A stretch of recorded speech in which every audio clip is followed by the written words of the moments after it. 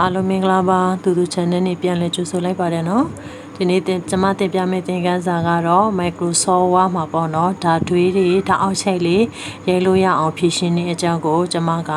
ရှင်းပြသွားပါဖြစ်ပါတယ်အဲ့ဒီဟာလေးမရှင်းပြမီကျွန်မရဲ့နောက်တင်မယ့်သင်တန်းသင်လေးကိုလေ့လာရအတွက် like and share subscribe လေးနှိပ်ဖို့မမေ့ကြပါနဲ့ဦးနော်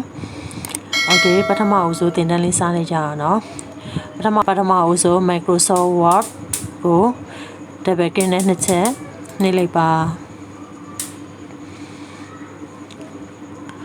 ဒီဟာလေးကိုဖွင့်လိုက်မယ်โอเคအဲ့ဒီဟာမှာကျမတို့ကပထမအဦးဆုံးစာရွက်ကြားလာတာနဲ့ဒီပိတ်ဆက်အောင်ချိလိုက်မှာပေါ့နော် page layout ထဲကနေပြီးတော့ site ကနေပြီးတော့ more paper site ကနေပြီးတော့ more paper site ကိုတစ်ချက်နှိပ်လိုက်ပါโอเคအဲ့ဒီဟာမှာ paper စာရွက် site paper site ကဘာလို့ဆိုကျမတို့ A4 နဲ့ရက်မှာအတွက်ကြောင့် A4 ကျန်တာတွေကသိချေဖို့မလိုဘူး margin လေးတစ်ချက်ချိန်မယ်နော် margin dot က 1.0.5 လောက်ထားလိုက်မယ်ကျမတို့ border အောက်ခြေကလည်း 0.5 တကယ်လို့ကိုစာများတယ်ဆိုရင်လည်း 0.3 ထိထားလို့ရတယ်နော် left လေးက1ထားတာကဘာဖြစ်လို့လဲဆိုတချို့စာအုပ်လေးတွေကစာအုပ်ချုပ်ရင်နေရာတွေယူတာပေါ့နော်အဲ့ဒီဟာတော့ကျမတို့က1လို့ထားတယ်တကယ်လို့စာအုပ်ချုပ်ရင်နည်းနည်းလေးဆိုရင်လည်းဒီနေရာမှာကျမတို့က 0.7 လို့ထားလို့ရတယ်နော် right ကတော့ 0.5 ပဲထားလိုက်မယ်နော်ပြီးတော့ဒေါ်လေးရက်မှာတွေ့ကြောက်ဒေါ်လေးရွေးမယ်ပြီးတော့ okay လေးတစ်ချက်နှိပ်လိုက်ပါโอเคအဲ့ဒါဆိုရင်ဒါက A4 စာရွက်လေးဖြစ်သွားတာပေါ့နော်နောက်ပြီးတော့ဗာရွေးရမလို့ဆို for အဲ့ဒီဟာမှာကျမတို့ကဗာနဲ့ရိုက်မှာလဲမြန်မာစာဆိုရင် win researcher ပေါ့နော်အဲ့ဒီဟာမှာကျမတို့က win researcher နဲ့ရိုက်မယ် site က16နဲ့ရိုက်မယ် enter လေးတစ်ချက်နဲ့ okay အဲ့ဒီဟာမှာကျမတို့ကစာလေးရိုက်မှာပေါ့နော်ဒါမှ computer ရိုက်လို့ရတယ်နော်ဓာတ်တွေဒီမှာဓာတ်တွေနဲ့ဓာတ်အောက်ခြေကရိုက်လို့မရဘူးနော်ဒီမှာဓာတ်တွေရိုက်တယ်ဓာတ်တွေဓာတ်အောက်ခြေလေးကမပေါ်ဘူးနော်မပေါ်ဘူးနော်โอเคအဲ့ဒီဟာဓာတ်တွေဓာတ်အောက်ချက်လေးရေးလို့ရအောင်ဘာ option ထဲမှာပြင်လို့ရလဲဆိုတော့ကျွန်မပြောပြမယ်ပေါ့နော်ဒီ data လေးမှာကျွန်မကရှင်းပြသွားမှာဖြစ်ပါတယ်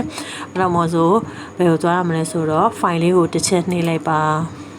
okay file လေးကနေပြီးတော့ဆင်းလာပြီးတော့ဟိုအောက်မှာရှိတဲ့ option လေးပေါ့နော်အဲ့ဒီ option လေးကိုတစ်ချက်နှိပ်လိုက်ပါ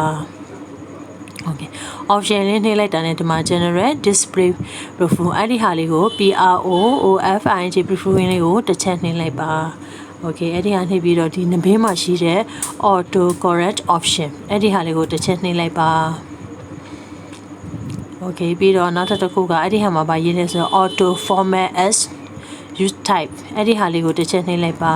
okay အဲ့ဒီဟာမှာဒီမှာstring quite waste mark quite အဲ့ဒီဟာလေးကိုချက်မှတ်ရှိနေတာပေါ့နော်အဲ့ဒီဟာလေးမှာကျမတို့ကချက်မှတ်လေးဖြိုးလိုက်ပါပြီးတော့ okay ဘာမှပြေစားမလို့ဘူး okay အဲ့ဒါဆိုဓာတ်တွေတောက်ချက်ရေးကြည့်ကြည့်ပေါ့နော်ဒီမှာဓာတ်တွေ sorry နော်ဓာတ်တွေဓာတ်အောက်ချက်တွေဓာတ်တွေဓာတ်အောက်ချက်ဒါမှနော်ဓာတ်တွေနဲ့ဓာတ်အောက်ချက်လာရဲလို့ရသွားပြီပေါ့နော်ခုနကရဲလို့မရဘူးပေါ့နော်အဲ့ဒီဟာဓာတ်တွေဓာတ်အောက်ချက်ရဲလို့ရသွားပြီပေါ့နော်အဲ့ဒီဟာဘာမှလဲဆိုတော့ Microsoft Word 2010အဲ့ဒီဟာမှာဓာတ်တွေဓာတ်အောက်ချက်လေးရဲလို့မရတဲ့ပြဿနာလေးပေါ့နော်အဲ့ဒီဟာလေးကိုကျွန်မကဒီနေ့သင်တန်းမှာသင်ပြသွားတယ်နော်ဟိုတော့မှတ်မိတယ်နော်ဒီမှာ file ကနေပြီးတော့နောက်တစ်ခါလည်းပြမယ်နော် file ကနေပြီးတော့ option ကနေပြီးတော့ blueprint ဒီဟာ auto collect option auto format as you type အဲ့ဒီဟာမှာ string ဆိုတဲ့ဟာလေးမှာချက်မှတ်လေးဖြုတ်လိုက်ပေါ့နော်အခုအားဆိုကျမတို့ကဖြုတ်ထားပြီးတော့ကြာချက်မှတ်လေးမရှိတော့ဘူးပေါ့နော်ပြီးတော့ okay